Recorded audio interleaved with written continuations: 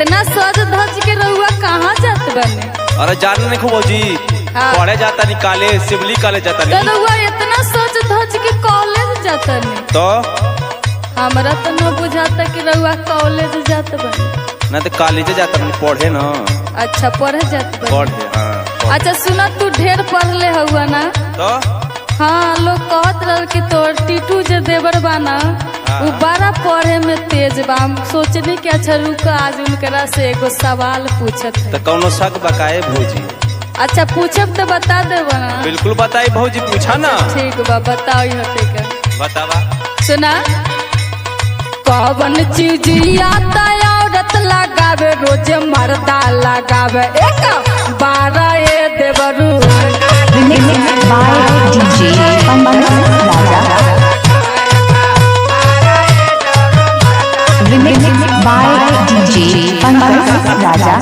ये इतने से सवाल पूछे। हाँ ये सवाल रहते का बताओ। बहुत सरल सवाल बा। अच्छा बताओ ना। बताई। हाँ बताओ।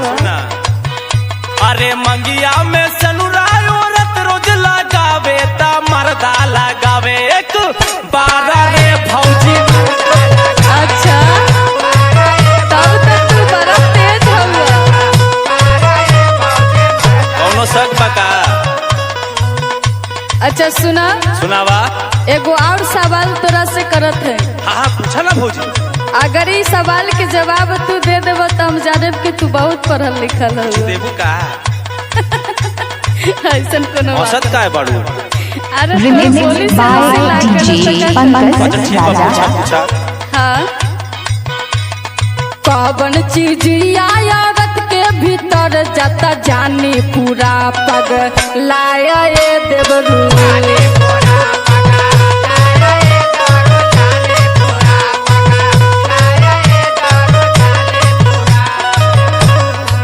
भौजी हाँ बोला ना देवर जी।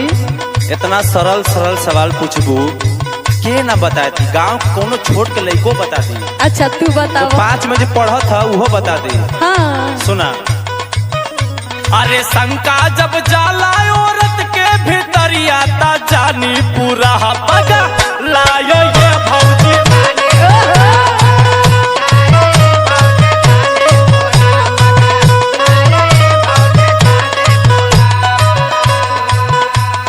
तब तो तू बड़ा तेज हो।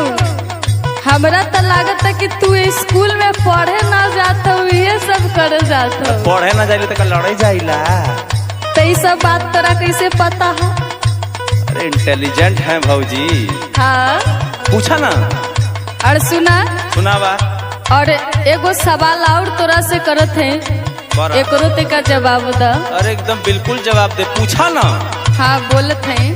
बोला। कौन कमवा त दिने से ज्यादा त राती के होला मजा दारो ए देवरू। Remixed by DJ Pankaj Raja।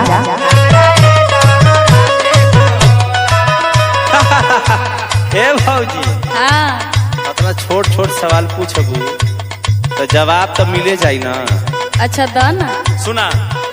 अरे नींद के कमवा त दिने से ज्यादा हो राती के होला मजे ये भौजी।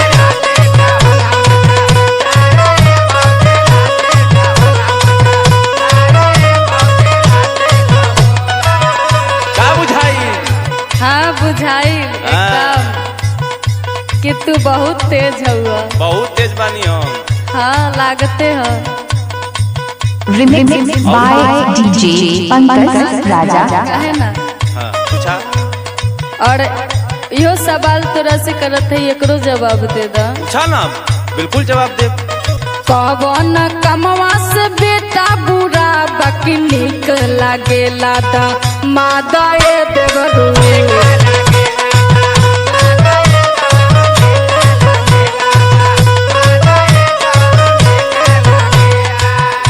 हे भौजी। हाँ ये कुल सवाल पूछबू। हाँ एकर जवाब दे के दिखाओ। अगर जवाब दे दे हाँ का मिली हमरा? कुछ इनाम दे दे।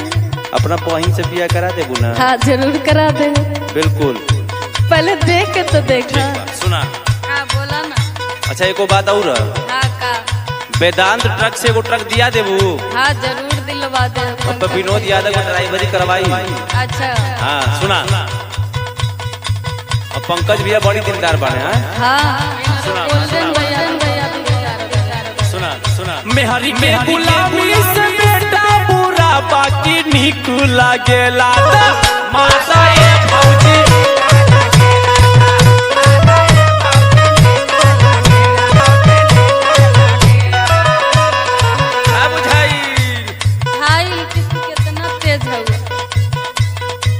तहार चेहरा तो एकदम मुरझा गया भौजी।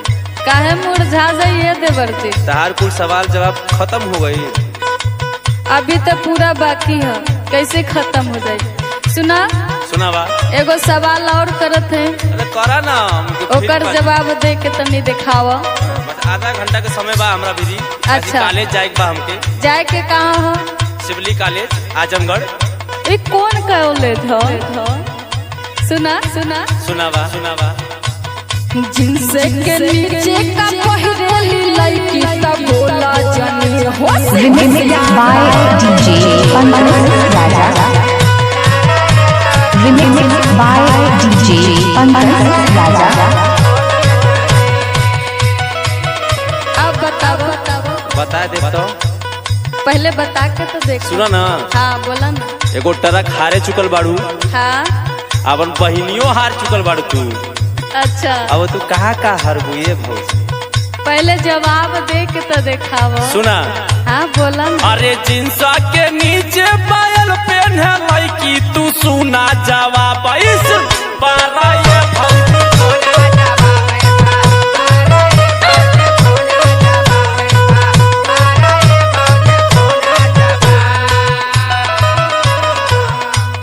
और सुनावा एगो सवाल और करत है तोहरा से। अच्छा अभी बाचल बा सवाल था। हाँ अभी बहुत सवाल है हमरा लगे। तू बोला हम जवाब देवे खातिर तैयार। हाँ तो एकर जवाब दे के दिखावा। बस 15 मिनट और बाकी बा। आई टाइम काहे बार बार देखो तो जाए के कहाँ हो तोहरा? भौजी कॉलेज में जाए बा कि केकरो से मिले जाए? ना ना ना पढ़े लिखे वाला लड़की। इतना सज धज के आज घर से तू निकलत बारा, हमरा तो न लागत कि 12 बजे कौन कॉलेज होता? ना हमार कुल दोस्त हमें कुल डीजे बनावे ने। अच्छा अब डीजे सूरज चकिया हवे। ठीक है डीजे शुभम हवे। कवन जगहिया में जाते अंगुरिया त पानी आवे छल छल लाता ए देवरू।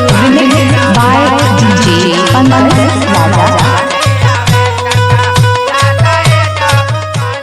Remix by DJ Pankaj Raja. देखा ई जवाब तो हमके पप्पू भैया बतौले रहे। हाँ ई जवाब हमके ना बतौले कि पप्पू भैया एगो बार बतौले रहे। अच्छा बतावा तनी तगड़ा। बताओ सुना। अरे अखिया में तनको भी लगे अंगुरिया ता पानी आवे छत लायो ये फौजी।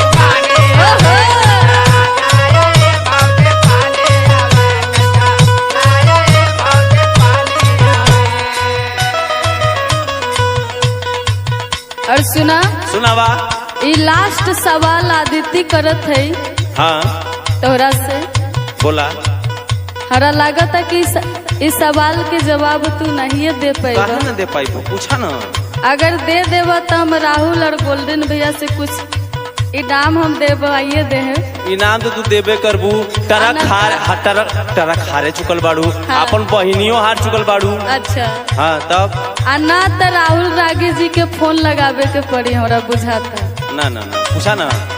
लड़की के शादी के बाद का बढ़ेला तू हमके बताब भी चार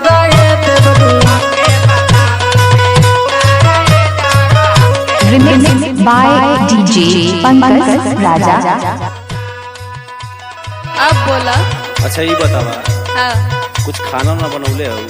हाँ बनैले है। पहले जवाब तो दा हम फिर खाना। जवाब तो ये दे भूख लागल बढ़िया। अब खाना खाइए के जाई college. Remix by DJ Pankaj राजा।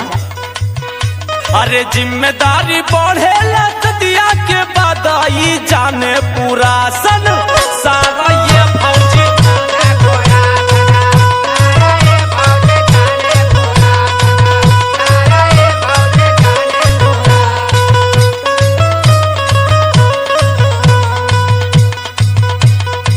मर्दा लगावे एक बार Remix by DJ Pankaj Raja.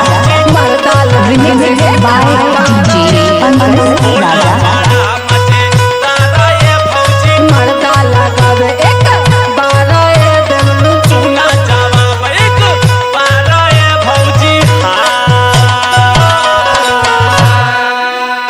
Remix by DJ Pankaj Raja.